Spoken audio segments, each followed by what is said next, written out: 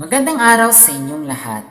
Welcome to another episode of online series of EdukTrendsPH, kung saan tayo ay in sa edukasyong digital. Ako pala si Jardson Onio at ako ang trending sa episode na ito. Ngayong araw, pag-uusapan natin kung paano i-digitize ang ating mga learning resources, lalo na ang mga visual aids. Bagong lahat, nais kong magbigay ng ilang rason kung bakit kailangan natin ng mga visual materials. Visual aids, when properly used, help gain and hold the attention of students. Accordingly, 65% of world's population are visual learners. Visual aids are definitely appealing to them, hence, they are highly motivated to learn. Using illustrations that complement the text, not just a decoration or to patch empty spaces, visual aids can be very useful in supporting a topic, and combination to another learning modalities would further the learning. Finally, good instructional aids can also help solve certain language barrier problems, since learners do not solely rely on words or text. Nais ko rin magbahagi ng ilang rason kung bakit kailangan nating i-digitize ang ating mga learning resources. Una, there's a difference in the quality of a hand-drawn from a learning resource rendered digitally. Obviously, from this hand-drawn learning resource, the quality is not that good, especially the coloring. It is not even. Next, it will be easier on our part to create changes, such as the color of the shirt of this man. Finally, it is more convenient for us when it comes to production. Just imagine an illustrator or a teacher painting a dog over and over. It would be very demanding. Now before we digitize, I want to share this picture story from Tamule.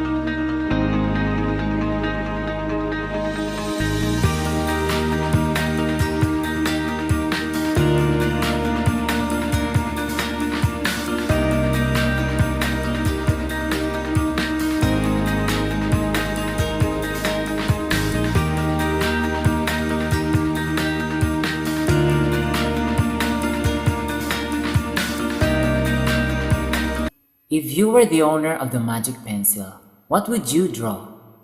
And as a teacher, how will you create change and empower lives of your learners? Once again, welcome to Digitizing Learning Resources. And here are the tips that we're going to consider when illustrating. I call them starting because I suppose we are all beginners in illustration. Starting number 1, consult the writer in crafting your illustrations. This sets drawing from illustrations because illustrations involve consultations with the developers. You may adopt a storyboard such as this. Below we have here the text or narrations, and above we have here the sketches. So after you agree on the placements and specific details, you may now finalize your illustrations adhering to DepEd's social content guidelines. As an example, allow me to read this. One fine school day, Juan noticed that Pedro seemed to have a problem and cannot focus on his studies.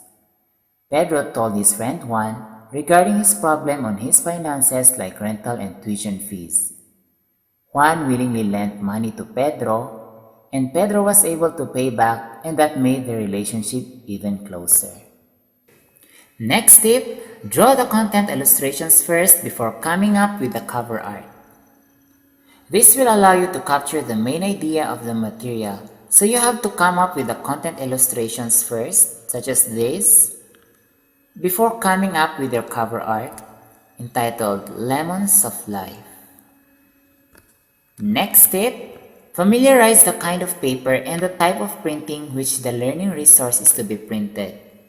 When it will be reproduced, will it be black and white or colored? Because black and white or grayscale is appropriate to newsprint paper, whereas colored illustrations are appropriate to C2S paper or technical or mechanical bond paper. Remember also to follow CMYK, cyan, magenta, yellow, and black printer color scheme, not RGB. And choose and use colors carefully because colors have different significance and meanings. For subject areas, for example, green is for math, blue is for English, and orange is for science. Next tip, create illustrations which are correct, original, and suitable to learners. The depiction of the sizes, especially the proportion, should be correct. We cannot have an ant as big as this next to a tree as small as that. Remember also to respect intellectual property rights of individuals and institutions. Photocopying and scanning of published illustrations from the internet are strictly prohibited. Finally, as much as possible, contextualize or localize your learning resources. Draw Filipino characters. Integrate Philippine culture and demography. Why give snow as an example of a thing that starts with S when there's no snow here in the country? Thus, learning resources should be appropriate to learners' age and life situations. Next tip, create illustrations which are simpler and free of clutter. The illustration and text should be combined properly. When combining illustration and text, see to it that the text is readable. The illustration on the left is not combined properly and it is not as readable as the one on the right. Starting number 6, when cropping, avoid the joints like the shoulders, knees, and elbows. You should not be drawing your characters in this manner. Otherwise, the learners may think that they have disabilities. To provide solution, we can place something in front of them, like these two illustrations here. A car maybe, grasses, and the likes. Starting number 7, use flatbed scanner. Scan at 300 to 600 dpi, then save as a JPEG, PNG, or TIF. But with the app that we're going to use later, you will be advised to make use of 300 dpi. The one on the left was scanned using flatbed scanner, and on the right was scanned using a handheld cell phone. Next tip, create illustrations facing the gutter. This will sustain the attention of the learner. When the character is facing outward, their attention will be directed somewhere or towards that direction. Moreover, do not divide the illustration into 2 pages or place the illustration along the gutter because the learner will make fun of the characters by closing and opening of the material. Next tip, apply compositional techniques like rule of thirds and rule of odds. These are being used also in photography. Imagine a 3x3 table. You place the subject at the intersections of the lines to create mystery. Unless you are celebrating symmetry, like symmetry of face or symmetry of the building, you may place them at the center. When working with horizons or the seas, do not place them at the center, but place them along either of the 2 horizontal lines. Starting number 10, use callouts or labels in speech balloons for emphasis, such as the following products. You may also draw a thin line, then the label, especially when naming parts of a machine or an organ system. As for speech balloons,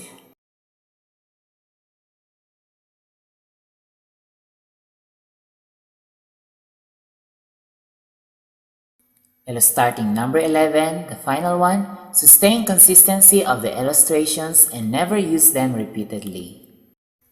To be consistent with your characters, celebrate and emphasize dominant features such as shapes of the eyes, haircuts, presence of moles, clothes, and other accessories. In this example, I made use of the differences of their eyes, their bags, and their haircuts since they're both learners and they are in uniform. Now, never use an illustration over and over. Learners hook learning to illustrations most of the time. Repeating your illustrations will just create confusion among them.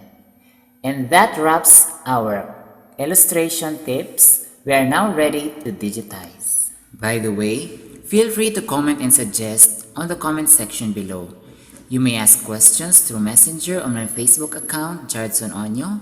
And if you wish to watch this one more time, you may visit my YouTube channel, Jardson Onio.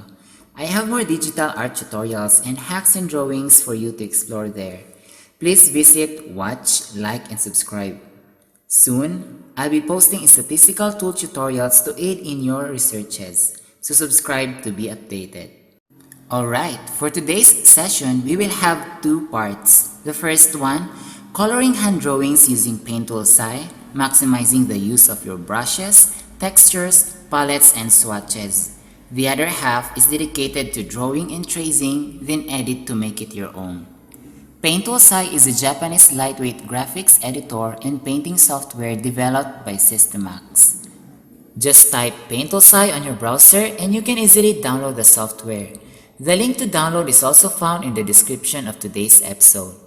For someone who have tried Adobe Photoshop, I find this software very light and easy to manipulate.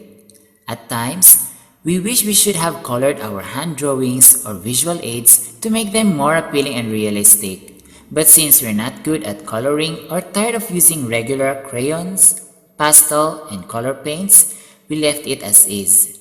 With Paint Tool SAI, you can color your illustrations easily but with good quality. When you're done drawing or securing your line drawings, scan the illustration at 300 dpi.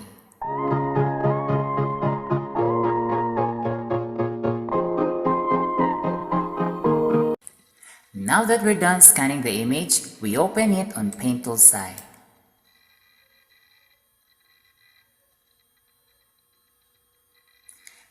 First thing that we're going to do is to clean our image. So we go to Filter and we increase the hue and saturation. Never mind increasing the luminescence. And we click OK. We go again to Filter and we increase the brightness, contrast, and color deepen. And we click OK. Finally, we go to Layer and we click on Luminance to Transparency. Now we're ready to color. By the way, we have three selection tools here. We have the rectangular selection if you want to select in rectangular form. We also have lasso if you want a free form selection. And we have here magic wand, which I use most of the time in selecting closed figure. Parts turning blue signify that they were selected. And to deselect, you press Ctrl Z on your keyboard or go to Selection and choose Clear. Now the number one concern in using magic wand is that all parts should be closed. Notice that our hand here is not yet closed, the wrist part, so we go to pen and we close it. I know the line is not that good, but later I'm going to give you a better option in closing the figure. And now we can proceed to coloring. If you cannot see the image clearly, you can zoom in or zoom out. You can rotate also the canvas if you're not comfortable coloring in that manner, but that will do for me. So now we color the skin. We first choose the skin part of the hand. Now we go to bucket, we click on bucket and we choose a good brown color. Here we can see the color that we are choosing, and the one below is the color that we previously chose. I guess this brown is good. And we click on the skin part of the hand. Now it's good to show shadows and highlights so that it will not be a flat or two-dimensional image. We look for wet brush or watercolor. and choose a darker brown.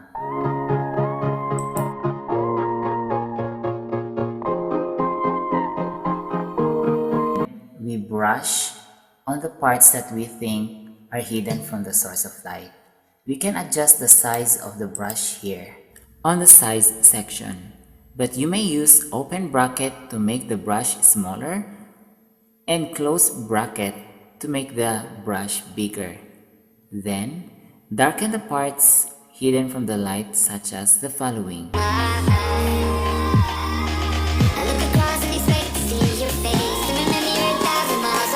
With the use of wet brush, we choose a lighter color than the base and brush it on the areas exposed to the light, such as the following.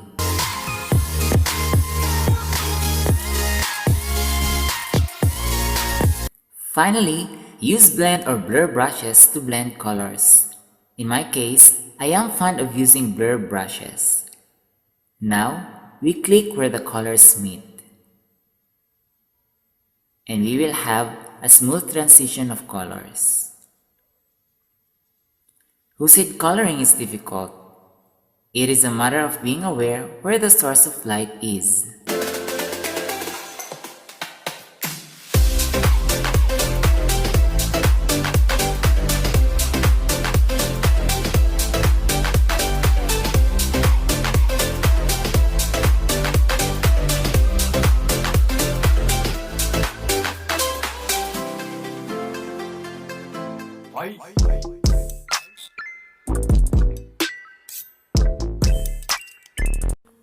Don't forget to click Ctrl+D to deselect or go to Selection and choose Clear.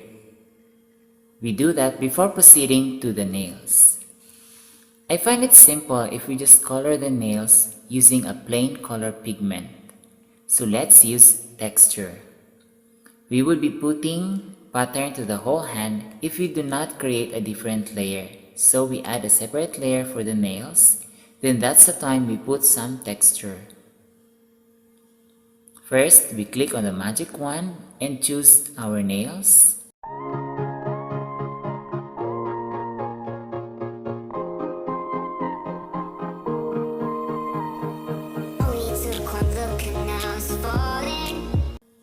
We go to texture and we choose Chaos 1. We go back to the nails and click each nail. And there you go. Please explore the rest of the texture. We can also adjust the scale if you want.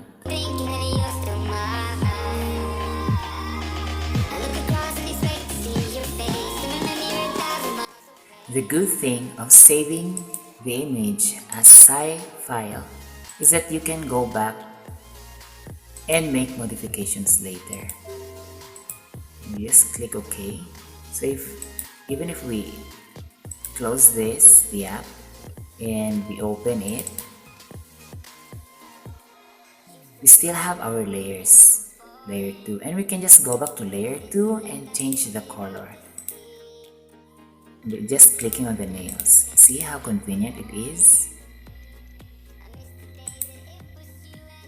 You can go orange or blue. And if you're contented with the color, we save it just like how we did a while back and choose JPEG and click save. Gamitin ulit natin ang size sa pagkulay.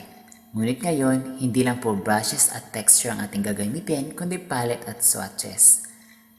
Buksan po ang imahe sa ating paint tool SCI. Ngayon po ay buong katawan ng tao ang ating kukulayan. So gaya ng sabi ko kanina, i-click po ang filter at itaas ng bahagya ang hue at saturation maliban po sa luminescence at i-click ang OK. Punta po ulit tayo sa filter, i-click ang brightness at contrast at itaas, lalo na po ang color deepen at i-click ang OK. Huli na po to, i-click ang layer at i-click ang luminance to transparency. At pwede mo nang kulayan. Kaso, mas gusto ko pong i-rotate ang canvas palakihin ang imahe. Ngayon, unahin po nating lagyan ng kulay ang balat ng lalaki. So punta po tayo sa, click po natin ang magic wand at piliin kung saan ang balat ng lalaki.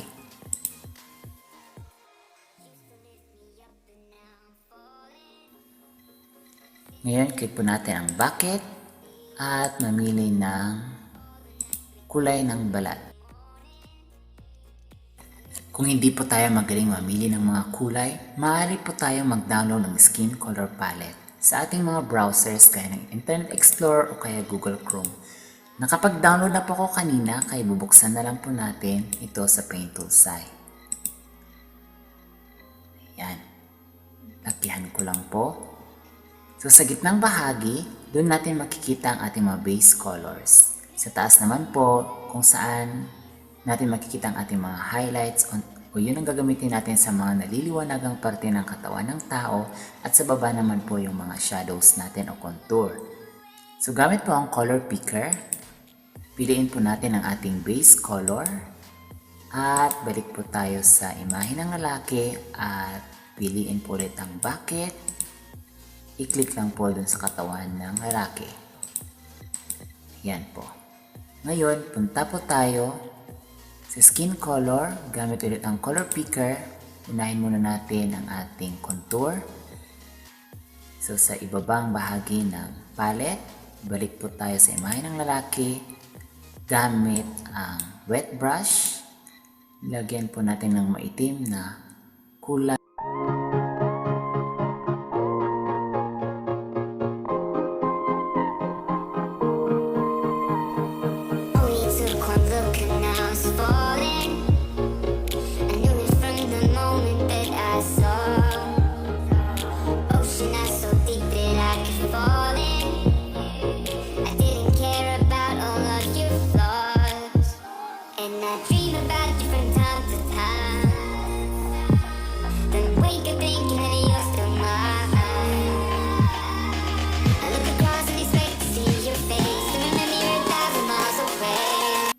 Sunod po ay ang ating highlight. So, gamit po ulit yung color picker, balik tayo sa ating skin color palette at piliin po ang itaas na bahagi.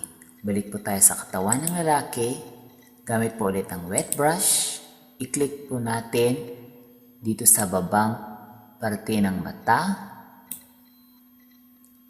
sa gitna ng ating dalawang mata, o sa ating noo,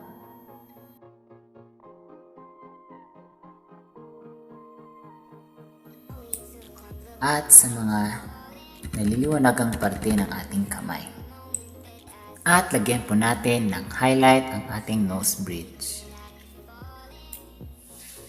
Ngayon, pwede na po natin i-blend ang mga kulay gamit ang blur. I-click lang po kung saan nagsasama-sama o nagdurugtong mga kulay.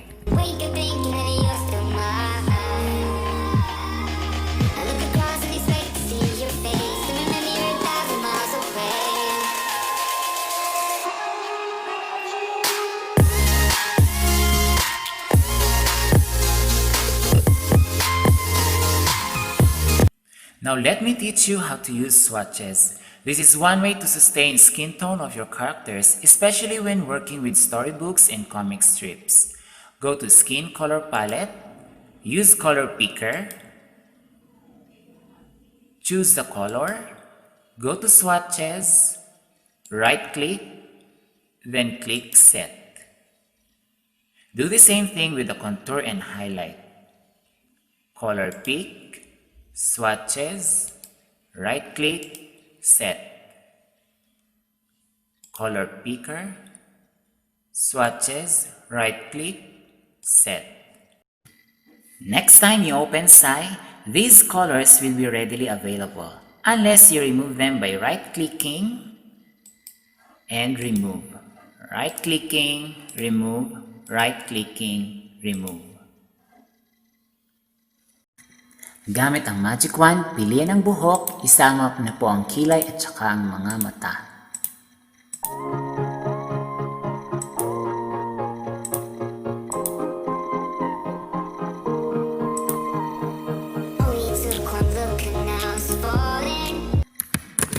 huwag po mag-alala, si Ter LZ lang po kung sakali may napili tayo na aksidente. Ngayon naman, para magkaroon ng hair strands, piliin ang ating airbrush at mamili ng mas mapusyaw na itim kaysa sa ating unang itim na kulay. At ihagod lang po sa ating buhok. Dahil sa kulot ang buhok, kaya pabilog po ang ating paghagod.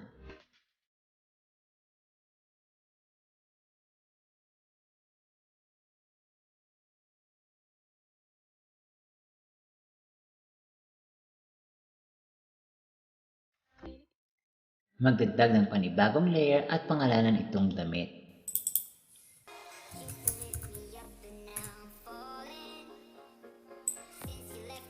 Gamit ang magic wand, piliin ang damit maliban sa kwelyo at botones. I-click ang bucket at mamili sa mga texture gaya na lang ng checkerboard o chessboard.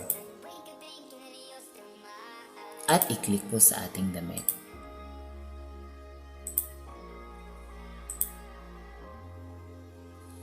I-click lang po ang CTRL-D to deselect. Magdagdag ng panibagong layer at pangalanan itong lamesa.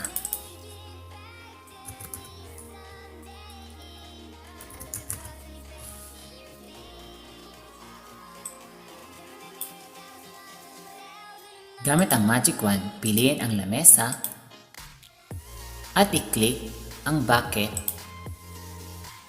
at i-click ang texture. Gamitin po natin ang wool cloth wand at mamili ng brown na kulay at i-click lang po sa lamesa. Taasan po natin ang scale para mas kita ang texture. Tapos, CTRL-D to deselect. Magdagdag ng huling layer at pangalanan itong panulat.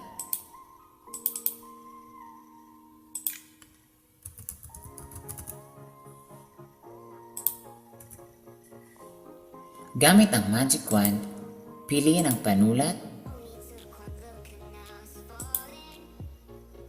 i-click ang bucket, mamili ng asul na kulay,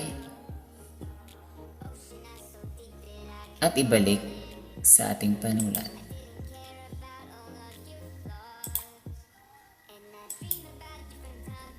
If you opted to draw on Paint Tool side because the line drawings are so much better, open the app, click File, and select New. Now, let's choose our paper size. Let's make use of A4 at 300 ppi. The resolution, 300 pixels per inch, should be sustained all the time, and we click OK. Now, we add a new line work layer because layers are for coloring. We have three options in creating our line drawings: pen, line, and curves. Pen is used to draw freely.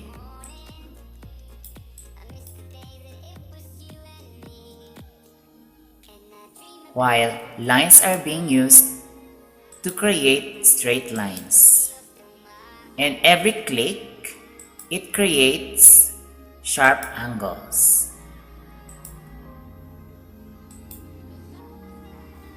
If you wish to end, just double-click or enter on your keyboard. And lastly, which is mostly used, curve. Here, clicking is the key, and every click, just like your line drawings, it will create angles, but this time, smoother. Now let's start drawing a front liner. Every time you want to create curve, you have to click. Don't hesitate to make mistake, because you can just press Ctrl Z on your keyboard or on the button above.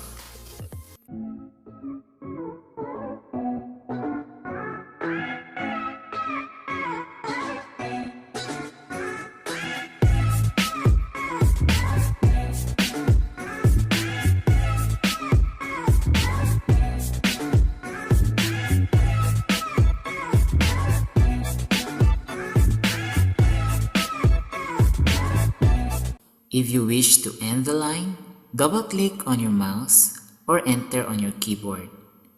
You may erase previously drawn line using eraser, and you may click Edit to edit points and lines by dragging them anywhere. Now let me continue the drawing.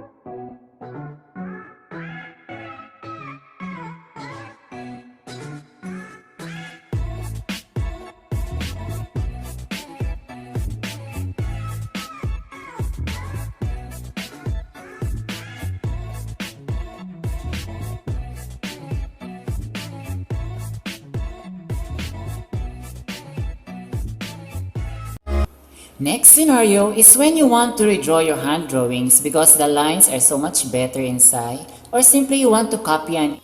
After opening the image, add a new line work and drag it down. Go back to layer 1, then lower the opacity of the image.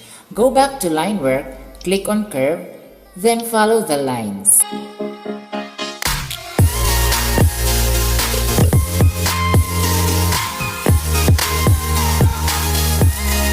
Every click creates an angle, so be careful.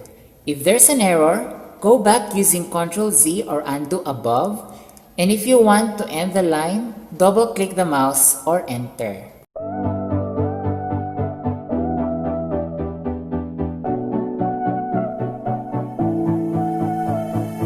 Only took one look and I was falling. I knew it from the moment that I saw.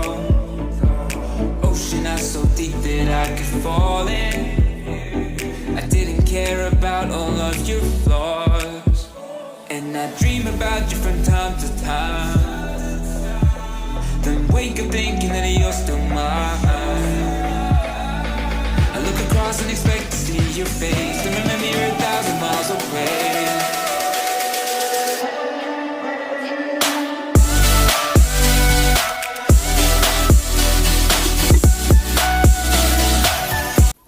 To check if you are tracing correctly, click the eye on the left side of layer 1. Now, if you're on the right track, click once more to put the image back. Up and now I'm falling. Since you left I've drifted out to sea. All the nights we danced away till morning. I miss the days that it was you and me. And I dream about you from time to time. Then wake up thinking that you're still mine. If you're done tracing, go back to layer 1 and delete it. Now you have a brand new line work. However, it's not yet yours. But if you distort, then that's another story. Go to line work 1, click edit, move the dots to modify. You can flatten the nose, make it smile, thicken the eyebrows, and make the face wider.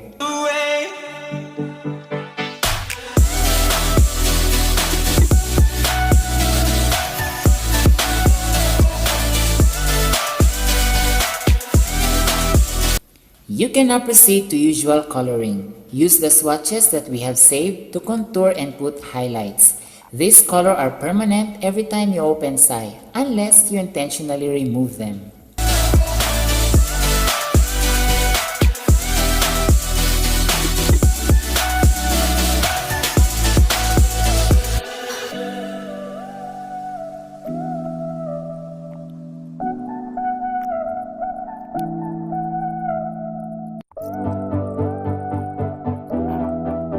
It would be information overload on your part, so I guess we can end it here for now. Hopefully, you continue exploring the software. If you're thinking or wondering on how to multiply and move characters on your illustration, use Adobe Illustrator to make the line drawings of your scanned images better, and the rest of the digital and hand drawing tips, visit my YouTube account Jardson Onio. I also have cooking and baking tutorials for you to enjoy. God bless everyone, stay safe and healthy for the new normal education. Huwag kalimutang i-like at i-share ang episode natin. Till next encounter, I'm Jardson Onio, tayo'y in sa edukasyong digital.